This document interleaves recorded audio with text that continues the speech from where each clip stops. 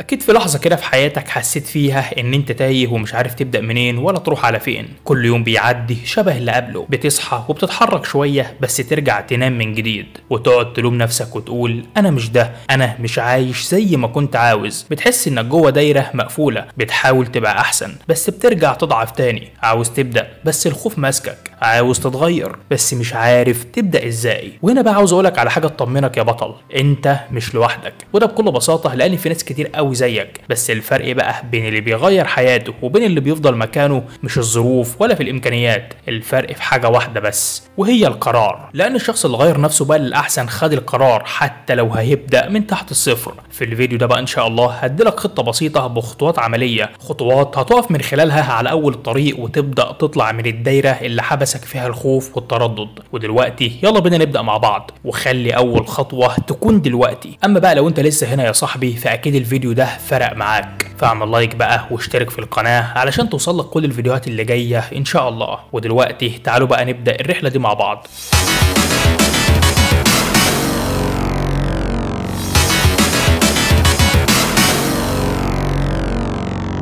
الخطوة الأولى معانا النهاردة هي حدد أنت عايز تكون إيه. قبل ما تبدأ أي رحلة يا بطل لازم تكون عارف أنت رايح فين. بص تخيل معايا كده إنك دخلت عربية وبدأت تسوق من غير ما يكون عندك وجهة محددة. الطبيعي هنا بقى إنك تلف وترجع لنفس النقطة تاني. من الآخر يعني هتوه ومش هتوصل لحاجة. نفس الفكرة بقى بتحصل في الحياة بالظبط، لأنك لو مش عارف أنت عاوز تبقى مين هتعيش بطريقة عشوائية وهتفضل في نفس الدايرة. في علم النفس يا صاحبي في حاجة اسمها نظرية الهوية الذاتية. النظرية دي بتقول إن تصوراتنا عن نفسنا بتحدد قراراتنا وسلوكنا. يعني لو انت شايف نفسك شخص ناجح هتتصرف بناء على انك ناجح، ولو انت بقى شايف نفسك شخص ضعيف فهتفضل تاخد قرارات تخليك في نفس الوضع. طيب ازاي بقى تحدد انت عايز تكون مين؟ بص يا بطل الموضوع بسيط جدا، لان كل اللي عليك انك تسأل نفسك انا عاوز ابقى ايه بعد سنة او حتى بعد 5 سنين، واكتب صفات الشخص اللي انت عاوز توصل له. هل هو شخص واثق ولا ملتزم ولا شجاع؟ وعلى فكرة يا صاحبي انت مش لازم تستنى لحد ما تبقى الشخص ده، ابدأ اتصرف كأنه انت فورا، وابدأ من دلوقتي بالتصرفات الصغيرة اللي بتقربك ليه. الحقيقة يا بطل ان كل الناجحين كانوا ناس عاديين جدا، بس الفرق بقى ان هم قرروا هم عايزين يكونوا مين واشتغلوا على نفسهم بجد. ودلوقتي بقى يا بطل السؤال ليك، انت مين بعد سنة من دلوقتي؟ بص كده يا صاحبي على حياتك دلوقتي وشوف هل انت شايف انك ماشي في اتجاه واضح ولا حاسس انك تايه ومش عارف تبدأ منين؟ الإجابة على السؤال ده يا صاحبي هتفرق معاك جدا، لأن أول خطوة لأي تغيير حقيقي هي انك تبص للمراية وتكون صريح مع نفسك وانت بتسألها ايه هي الحاجة اللي لو حققتها حياتي كلها هتتغير. كتير من الناس بتفضل مستنيه اللحظة المناسبة، بس الحقيقة بقى ان اللحظة المناسبة دي مش هتيجي، لان انت اللي لازم تبدأ وتخلقها بنفسك. لازم تعرف يا بطل ان مفيش حاجة اسمها انا جاهز بنسبة 100%، لكن في حاجة اسمها انا هاخد خطوة دلوقتي واتعلم وانا ماشي في الطريق. بص يا بطل عاوز هنا اسألك سؤال مهم، تفتكر ان الناجحين كانوا مستنيين الظروف تبقى مثالية؟ الإجابة يا صاحبي لو انت مش عارف طبعا لا، لان هم اللي خلقوا ظروفهم وحددوا هم عايزين يكونوا مين واشتغلوا على ده كل يوم. وكل مرة كانت الدنيا بتضغط عليهم كانوا بيستحضروا الصورة اللي رسموها لنفسهم، وده اللي كان بيخلوهم يكملوا حتى لو لوحدهم. عايزك بقى يا بطل من اللحظة دي تمسك الورقة والقلم وتكتب بكل صدق انا عايز اكون مين، وايه هي اول خطوة هعملها بكرة الصبح تقربني للشخص ده. الخطوة التانية بقى يا صاحبي هي السيطرة على افكارك. في الخطوة دي يا صاحبي ومن هنا بنعرف ان عقلك هو المحرك الاساسي لحياتك. يعني لو مخك مليان افكار سلبية فقراراتك وافعالك هتعكس ده على طول، ولو مخك بقى مليان افكار ايجابية هتبدأ تاخد خطوات تخليك اقوى. ببساطة يا صاحبي انت بتبقى الشخص اللي بتفكر فيه طول الوقت. في علم النفس في حاجة اسمها التكيف العصبي، وده معناه ان دماغك بتتغير بناء على الافكار اللي بتتكرر فيها. يعني لو كل يوم بتقول لنفسك انا فاشل فمخك هيبرمج نفسه على الفشل، ولو قلت لنفسك انا اقدر اتعلم واتطور فمخك هيبدأ يهيئ نفسه للنجاح فورا. طيب ازاي بقى تسيطر على افكارك دي؟ بص يا بطل راقب كلامك الداخلي. يعني اول ما تلاقي نفسك بتقول حاجة سلبية وقفها فورا واستبدلها على طول بحاجة ايجابية. وعلى فكرة انت كمان ممكن تستخدم التأكيدات الايجابية في الموضوع ده. يعني كل يوم الصبح تكرر جمل زي مثلا انا واثق من نفسي، انا قادر على النجاح. وما تنساش بقى يا صاحبي تبعد عن مصادر الاحباط. يعني لو حواليك ناس بتحبطك او بتستهزأ باحلامك حاول تقلل احتكاكك بيهم على قد ما تقدر. وكمان خليك دايما فاكر ان العقل زيه زي العضلة، كل ما تمرنه على التفكير الايجابي كل ما هيقوى ويبقى قادر يواجه التحديات. علشان كده بقى يا صاحبي لازم يكون عندك فلتر ذهني. يعني اي فكرة سلبية تدخل دماغك لازم تعديها على الفلتر ده وتشوف هل الفكرة دي هتفيدني، هل الفكرة دي بتقربني من هدفي. طب لو الافكار دي ما بتفيدنيش ليه هضيع فيها وقتي؟ كمان يا صاحبي حاول تزرع نفسك نفسك جوه مصادر تغذيه عقليه ايجابيه. يعني مثلا اسمع بودكاست تحفيزي، وتابع ناس بتبني وبتنجح، واقرا كتب عن تطوير الذات، لان كل حاجه بتدخل لعقلك بتكون شخصيتك. وما تنساش بقى يا صاحبي ان البيئه لها تاثير كبير قوي على تفكيرك. يعني لو انت دايما قاعد وسط ناس دايما شايفه ان مفيش فايده والدنيا صعبه، فالطبيعي هنا ان تفكيرك يتاثر وتلاقي نفسك بترد بنفس الكلام من غير ما تحس. وعلشان كده بقى يا بطل، حاول تدور على دايره كلها اصحاب بتفكر بشكل مختلف، ناس تشجعك وبتفكرك كل يوم انك تقدر. وعلى فكره مش لازم يكونوا كتير ولا حاجه، كفايه قوي واحد او اتنين، المهم يا صاحبي يبقى فيهم الخير. كمان من الحاجات اللي بتساعدك تتحكم في افكارك هي انك تبدا يومك بروتين ثابت. يعني مثلا تصحى الصبح وتقول اذكارك، وتكتب 3-4 حاجات انت ممتن ليها، وتراجع اهدافك وتقول لنفسك انا في طريقي لافضل نسخه من نفسي. وصدقني يا بطل ان شاء الله مع الوقت هتلاحظ ان صوتك الداخلي بقى يشجعك مش بيكسرك، وانك بدات تاخد قرارات احسن وتتحرك بثقه اكتر. الخطوه الثالثه بقى يا صاحبي هي الخروج من منطقه الراحه. لازم تعرف انك لو فضلت تعمل نفس الحاجه كل يوم هتفضل نفس الشخص، وده لان التطور الحقيقي بيبدا لما تحط نفسك في تحديات جديده وتواجه مخاوفك بدل ما تهرب منها. في علم النفس في مفهوم اسمه منحنى النمو، وده اللي بياكد ان النمو الشخصي بيحصل لما نخرج بره الراحه ونتعامل مع مواقف جديده، وده لان دماغك متبرمجه على الامان. ولو فضلت تسمع كلامها فعمرك ما هتتغير، لان لازم تحط نفسك في تحديات تخليك تتطور. طيب ازاي بقى تخرج يا صاحبي من منطقه الراحه دي؟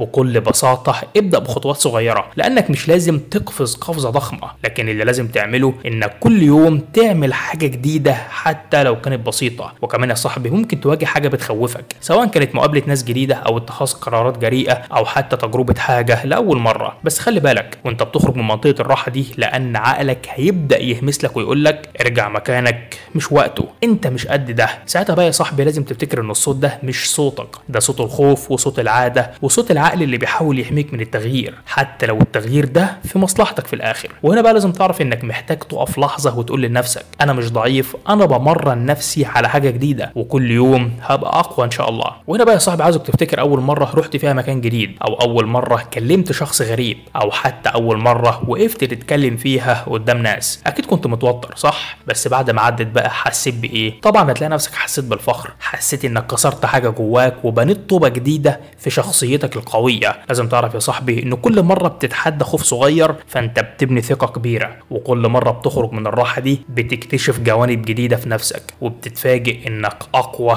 مما كنت تتخيل. لازم تعرف يا صاحبي ان التغيير مش بيحصل مره واحده، التغيير هو نتيجه تراكم حاجات صغيره عملتها بره منطقتك الامنه. يعني مثلا لو بتخاف ترفض طلب لحد فجرب تقول لا بطريقه محترمه، ولو بتتكسف تعبر عن رايك فجرب تقوله في دايره صغيره. الحاجات البسيطه دي يا صاحبي هي اللي بتبني الشجاعه الحقيقيه. وعلى فكره الموضوع مش فجاه لكن بالتدريج، ومع الوقت بقى يا بطل هتلاقي نفسك بقيت انسان مختلف، اكثر جراءه واكثر حضورا واكثر سيطره على حياتك كلها. ومين عارف يمكن الحلم اللي انت مستنيه يتحقق يكون مستنيك انت كمان تخرج له خطوه واحده بس بره منطقه الراحه. الخطوه الرابعه بقى يا صاحبي هي الالتزام بالعادات الصغيره. لازم تعرف يا صاحبي ان القوه الحقيقيه مش في القفزات الكبيره لكن في التراكم اليومي للعادات الصح، لان اي نجاح كبير في الدنيا هو نتيجه حاجات صغيره اتكررت كل يوم من غير توقف. في علم النفس بقى في مفهوم اسمه التراكم المركب، وده معناه ان الحاجات الصغيره اللي بتعملها كل يوم بتتراكم وتعمل فرق ضخم على المدى الطويل. يعني مثلا لو قررت تقرا صفحه واحده بس كل يوم فهتلاقي نفسك قرات كتب كامله من غير ما تحس. علشان كده بقى يا صاحبي ابدا بحاجه بسيطه جدا، وما تحاولش تغير حياتك كلها مره واحده، وابدا بحاجه صغيره وسهله التنفيذ، واستمر حتى لو يومك مش مثالي، لان مش لازم كل يوم يكون مثالي على فكره، المهم ان انت ما تقفش. وخلي بالك لان كتير من الناس بيقعوا في الفخ ده، يتحمسوا يومين 3 كده وبعدين لما يحصل ظرف او يوم يعدي من غير ما يعملوا العاده دي بيستسلموا على طول. وهنا بقى بتعرف ان النجاح مش بس في انك تعمل العاده كل يوم بنسبه 100%، النجاح الحقيقي هو انك ترجع تكمل حتى بعد ما تقع. يعني مثلا لو فاتك يوم قراءه او يوم تمرين فمش مشكله خالص، عادي ارجع تاني يوم كانك ما وقفتش اصلا. كمان يا صاحبي لازم تعرف ان العاده زي الزرعه، لازم كل يوم تسقيها شويه حتى لو نقطه ميه، لان ده بيخليها تكبر وتثبت جذورها في الارض.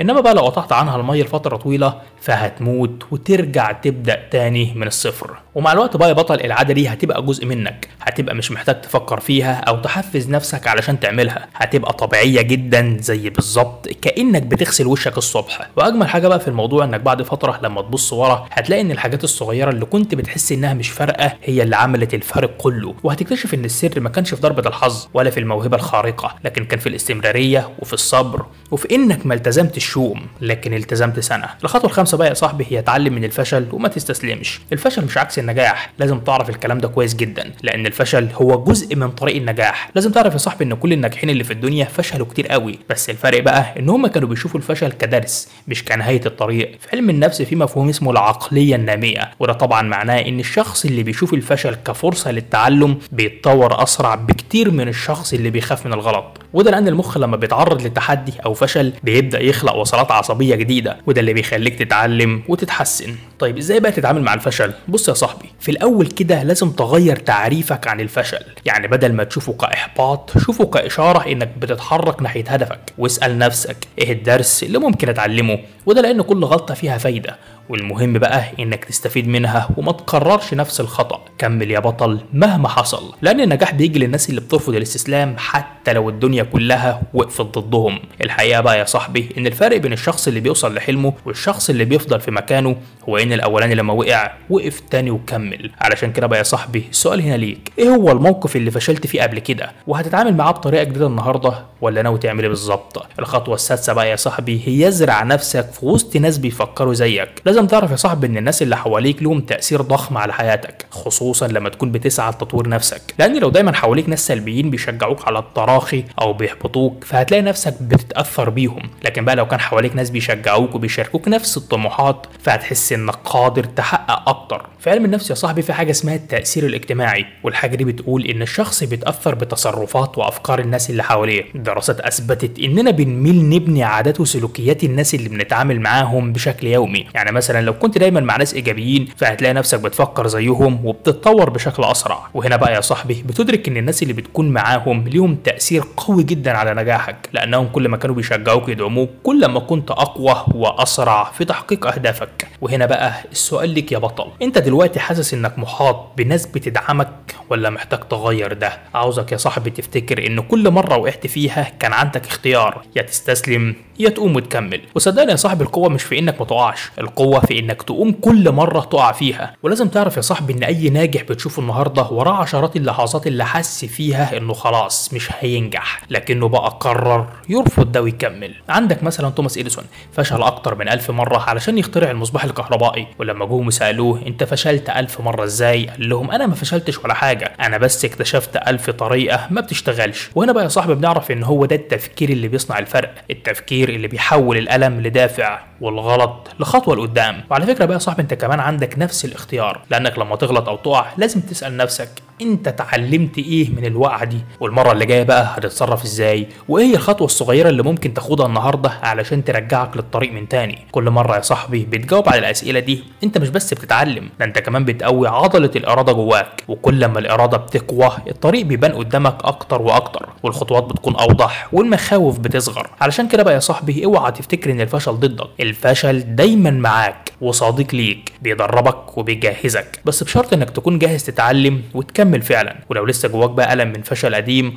خده بحضن وابدأ من تاني، لانك مش نفس الشخص اللي فشل وقتها، انت دلوقتي بقيت اوعى وانضج واقوى بكتير. وصدقني يا صاحبي بكره ان شاء الله هتشكر نفسك انك ما كملتش في دايره الندم، وانك قررت تبدا من جديد حتى لو بخطوه صغيره. الخطوه السابعه بقى يا صاحبي هي افعل ما كنت تخشى فعله. الخطوه دي يا بطل هي الاساس اللي هيفرق معاك اكتر من اي حاجه تانية. كلنا عندنا حاجات بنخاف نعملها، لكن بقى لما تبدا تواجه خوفك وتاخد خطوه قدامه هتكتشف انك اقوى بكتير مما كنت تتخيل. في علم النفس في حاجه اسمها تحليل المخاوف، واللي بتقول ان معظم المخاوف اللي بنواجهها مش حقيقه خالص، لكنها مجرد تصورات في دماغنا احنا بس، وده لاننا لما بنواجهها بشكل عملي بنكتشف اننا قادرين على التعامل معاها. وهنا بقى يا صاحبي الدراسات بتقول ان الانسان لما يواجه الخوف المخ بيبدا يتعود على الفكره وبيقل الخوف بمرور الوقت.